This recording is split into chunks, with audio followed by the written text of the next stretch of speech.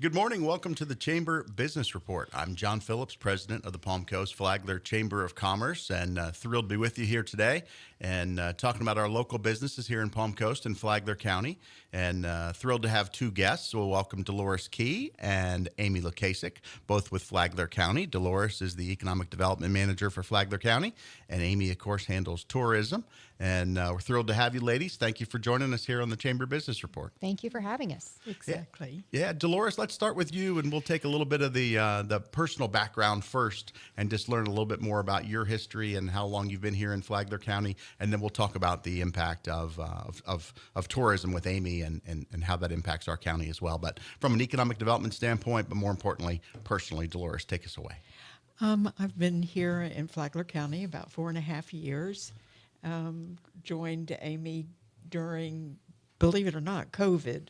So it's been a lot of fun getting to know Flagler County. I came north from Palm Beach County, where I worked both with Palm Beach Gardens as their economic development director, and then later with Lake Worth Beach as their economic development director. So it has been fun to come and work for the county. Well, fantastic. We are glad to have you here. And again, this is the Chamber Business Report, talking about businesses here in our local community. And of course, all the businesses in our community are impacted by things that go on here in Flagler County. So let's talk about economic development and what your office does. Give us the 30,000-foot view for some folks who might not understand what economic development does for Flagler County. Well, basically, coming here, you have to look at it from a county perspective as opposed to just an economic development office. There are two different ways. From a county perspective, you have to look at what is commercial and what is industrial. Commercial looks at both your retail operations as well as industrial or light industrial kind of operations. From a county perspective, you want both coming into your base. But industrial provides jobs, whereas commercial takes money that's already in your economy and spins it around. And those are your kind of mom and pop operations that we think of often.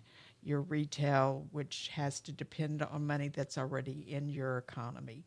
So industrial creates the jobs and creates the wealth that is in a community. So you need both to be able to have a sustainable economy. Residential does not provide wealth. That is a result of a good economy. Mm-hmm. Although what we have found here in Flagler County, when you're creating economic development, you also need to look at a perspective of what kind of jobs do you need to support your local economy. Here in Flagler County, you have a 65-year-old base of 31%. The average in the U.S. is 16%. So those are the kind of jobs you need to look at. What do you need? And we've had a great success. When you look at Advent Health, they've opened their second hospital. So those market conditions have really prevailed.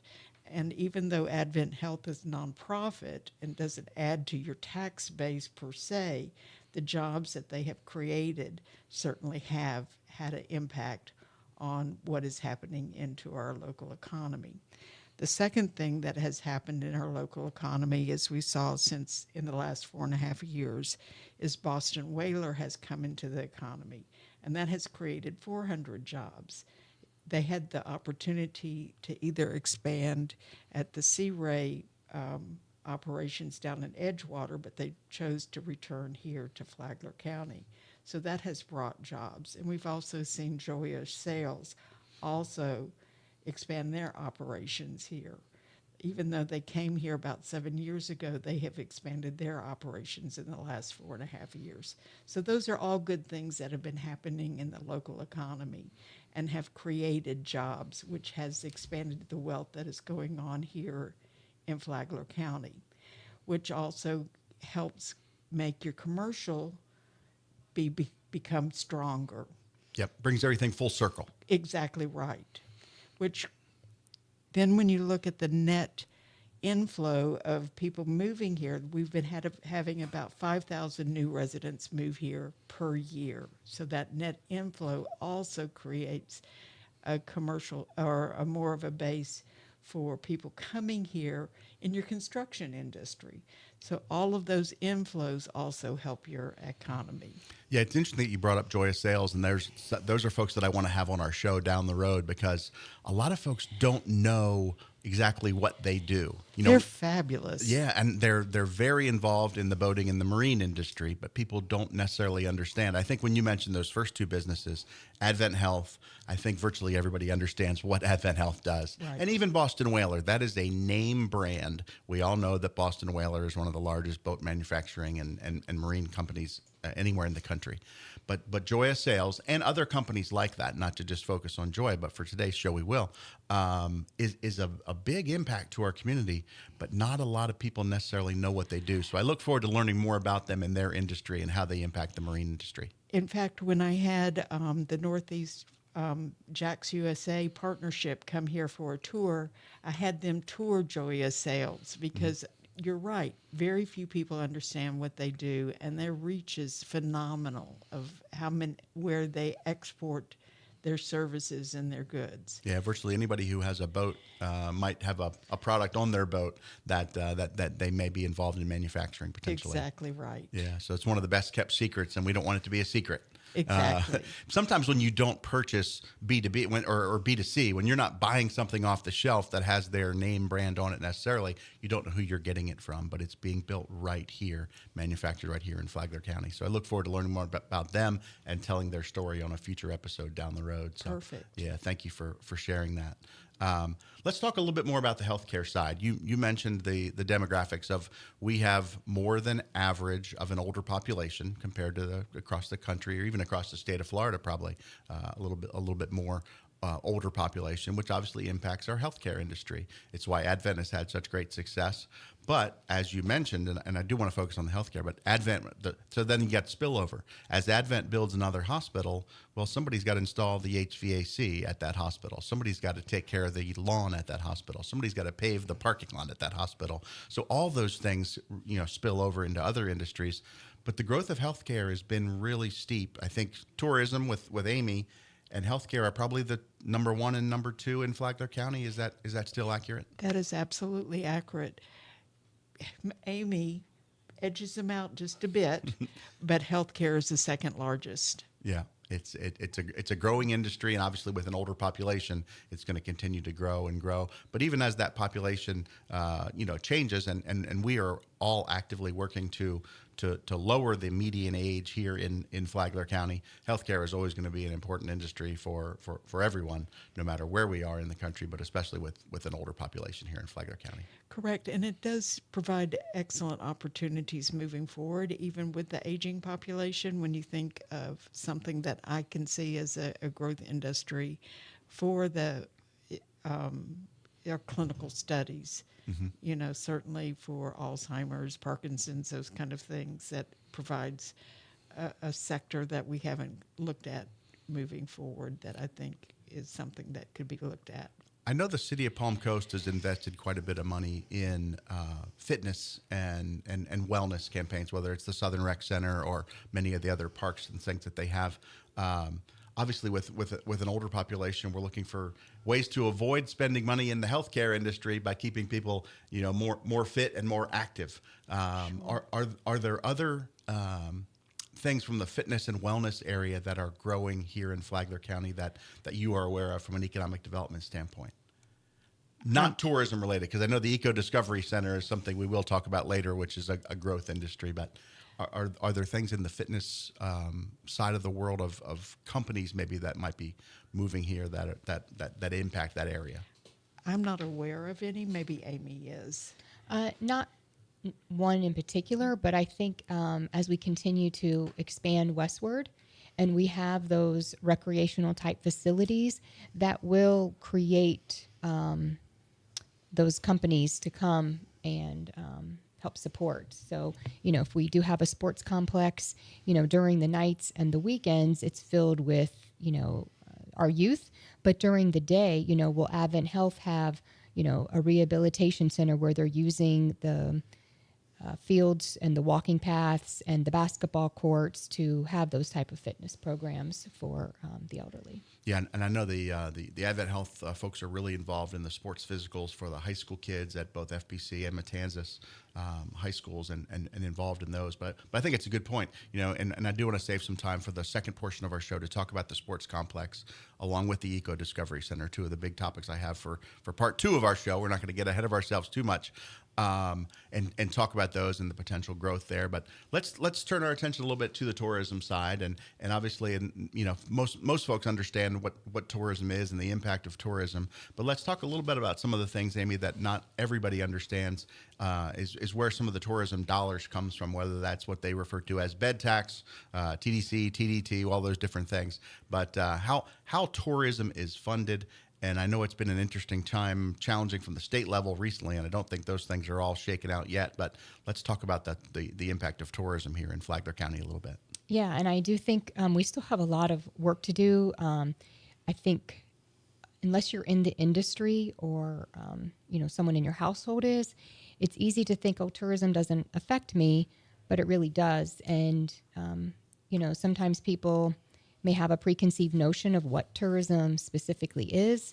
We still hear from our residents and see online chatter that, who comes here to vacation and, those kinds of comments. And so that tells us we still have a lot of work to do because it does affect you. It does affect your annual taxes.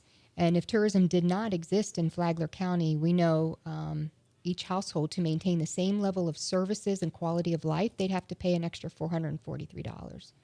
And where we are 100% funded is visitors who stay in overnight accommodations, they pay a bed tax.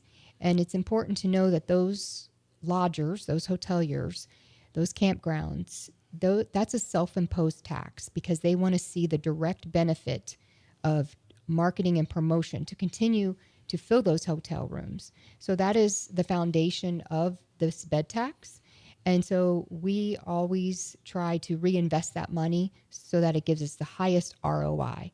So everything we do is with that type of mentality.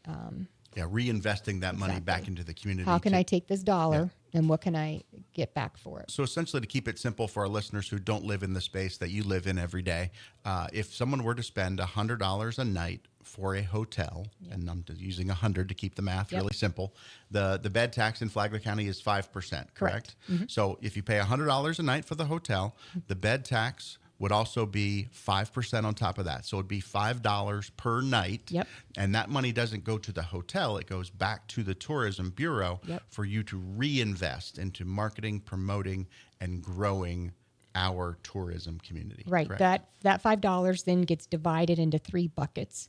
The marketing and promotion, again, the foundation, the spirit, the premise of the tourism development tax. The other bucket is beach renourishment, and the other bucket is continued capital project investment. So that is whether it's sports fields, which also our locals benefit from, repairing the pier, all those types of projects that also our residents benefit from. Yeah, capital reinvestment here in our community to grow and bring even more folks to visit our great places here in Flagler County. So we are up against our first break here. I'm John Phillips. I'm hosting the Chamber Business Report. I've got Amy Lukasikto from the Tourism Bureau, along with Dolores Key, who is the Flagler County Economic Development Manager. We're going to take a very short time out, and we'll be right back.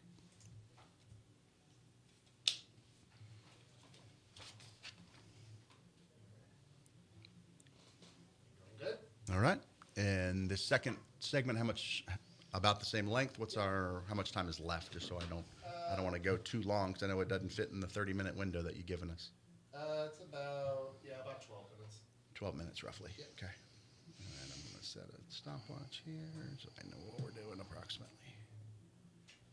Yeah. Are you going to talk about the airport as an economic development? Yep. Okay. Asset. Asset. Yeah. Yeah, that's what I want to is what have we not talked about that we definitely want to get to? Yeah, I think the airport is the county's strongest economic development product, and Dolores can give you those reasons why that is and some of the the recent incentive programs that the Yep. Board of County Commission has adopted so that Okay. we have more tools in our toolbox to attract those companies. Good deal. So much to talk about. I know. And it's such a short time. Yeah. All right. You all good? Yes. All right. 3, 2, 1. Welcome back to the Chamber Business Report. I'm John Phillips, president of the Palm Coast Flagler Chamber of Commerce. Thrilled to have Amy Lukasikto and Dolores Key here talking tourism and economic development here in Flagler County. Before I get too far ahead of myself, I do want to mention a couple of chamber events.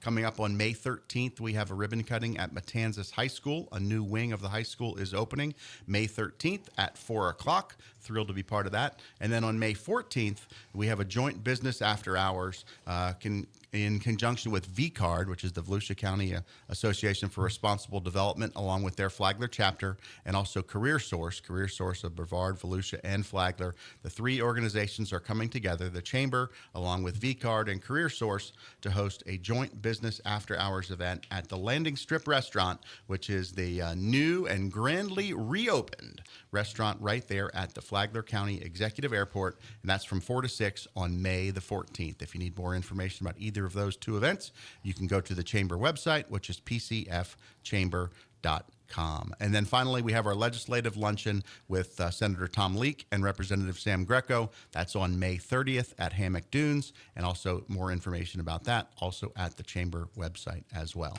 Going back to the landing strip, that's our transition back to the airport. One of the biggest economic impacts to Flagler County is our Flagler County Executive Airport. We just had a groundbreaking ceremony about a week or so ago that Roy and all his staff were part of. And I know Roy couldn't be with us today, but I know you can represent Roy and represent the airport. Let's talk about the impact of the Flagler County Executive Airport on Flagler County and what it does for us here in the community, because it is a big, big part of Flagler County's economic impact. Well, we're really pleased to have the airport as part of the county, and the Groundbreaking. Groundbreaking, yes, thank you, of a 15,500 square foot terminal building is really going to be a great asset for the county. In the past year, we have hosted several site selection opportunities at the airport, and we have been selected for the Florida First Sites program at the airport by FP&L. And that's one of our strategic partners is FP&L, because they consider it to be a prime location for businesses coming in. And something that people don't understand is FP&L has a economic development team of about 10 persons that go around the country as well as internationally trying to bring companies to the United States for different opportunities, and they consider the Flagler Executive Airport as a prime location for companies to relocate. In fact, they will be going to France for their air show, so we want to make sure that we are all prepped and ready for them to be able to represent our airport at the air show. And they also go to the one that is held in England. Oh, the Farnborough Air Show, Yes, in England. exactly. And that's how Project Lautrec, the French aerospace company, came to be, is through the air show networking that happened there. So the fact that, obviously we're not going to Paris, France to the air show, but if FPL is, and they're helping to market and promote our airport because we were selected, that's a great partnership to have. Yeah, partnership's key word there, because we are both working together to help improve everything here in Flagler County. And another great partnership is Jack's USA partnership. So they also represent us at a lot of these different places as well. So our Flagler Executive Airport is a prime location for us to advertise at those different air shows. And we also have been able to work with Embry-Riddle for a strategic partnership. And when they went to Italy, they took some of our collateral materials on a mission trip to Italy back in October. So those are all strategic alliances that we have been able to form in the last year and a half to be able to talk about our executive airport. We have 130 acres that is prime location for different companies that may want to locate within our airport for either manufacturing, and let me rephrase that, light industrial manufacturing. We aren't talking about smokestacks here, people, Right. but light manufacturing to be able to be for aviation type things. Shovel ready. Yeah. Shovel ready. Yeah, Roy That's key. referenced that all that space is on the south side of the airport, correct? Correct. So it's really, really exciting. And that is all county owned. So we don't have to worry about having to convince an owner to be able to get it all ready and shovel ready. So being part of the Florida First Sites program is very exciting for us. Yeah, it's a wonderful opportunity to grow your business, and like you say, they are ready to ready for business there on the south side of the airport, ready for someone to move in here and take over some space. And indeed, that is something that is critical in economic development, to be shovel ready, which means you have the water, power, sewer, IT infrastructure, all those things in place and ready to be turnkey as far as that is concerned. If you don't have those things in place, companies aren't willing to wait. Yeah, there's too many other places that are ready, and so you can't afford to wait. And we are ready. We have the infrastructure in place at the Flagler County Airport. You can call it shovel ready, or even some places call it pad ready. Exactly. Because you literally can, depending on the type of business, you can move right in. You don't even have to shovel, depending on what you're trying to build. Exactly, and that is something that we found since COVID. A lot of companies want the building already built as well. And we aren't talking small buildings. We're talking about 100,000 square foot and higher buildings. They don't want the little buildings, especially with COVID with all the supply chain issues. Sure. So that strategic partnership with Jax USA that Dolores was speaking about, that's where a lot of those leads come from. And they tell us, here's our checklist, here's what we want. And it's the 100,000 plus square foot building. So we missed out on a lot because we didn't have that in our inventory. And, that's why the airport is our number one asset that we have in the county right now. And the airport terminal that they had the groundbreaking on, which is on the north side, would be the gateway to that airport. But on the south side is where all these industrial opportunities are available for companies to move right in and impact our community. Absolutely. Yeah, we are looking forward to continued progress there, and the renderings of the new terminal are going to be absolutely fantastic. And I continue to use the word gateway because when folks come to visit, whether they're here to play golf over at Hammock Beach, or they're here to go hunting out west, or they're coming in to visit our community, those who travel by air, and in this case, private air, because there are no commercial flights at the Flagler County Executive Airport, but that new terminal will be the gateway to Flagler County and say that we are business friendly and we are business ready here in Flagler County. And you really have to look at it like a real estate person. You have to say, here we are looking at putting our best foot forward, and you want to be all nice and shiny and ready to be able to welcome people. Yeah, I noticed something at the groundbreaking. I don't mean to put you on the spot about numbers, but if I remember correctly, I think the total airport project is about $11.6 million. Sounds right. And as they had the different tabs of where that money came from, I think about 600,000 of it was local reinvestment. Everything else came from outside of Flagler County. So a lot of folks are like, oh, we can't afford to spend $11 million on this airport. Correct. We are not spending $11 Right. No million. local tax dollars were used. Yeah. Yep. So The airport's an enterprise fund, so if he makes money, then he's able to use that money to continue to reinvest there at the airport. So did not affect anyone's property taxes in the least bit. And I think that's important to share because a lot of Absolutely. folks are like, where were they spending all this money? Right. We are reinvesting our money that we make at the airport. Is Correct. the enterprise fund, as you referred to. Then there were grants, whether those were FAA grants, which is federal, or DOT grants from the state, or other state grants that all added up to that roughly $11.6 million, I think was the number. Yes, Right. Speaker Renner highly advocated for the project for Flagler County, so we thank him for that. He got us $5 million for the airport terminal, and aviation is a big target industry for the state, so that's where And that was a good fit. You know, you talk about aviation, and I'll take the aviation one step further and talk about the space industry, because we are not that far removed from the Space Coast down in Brevard County, where there seems to be a rocket launch almost every day or every other day of the week.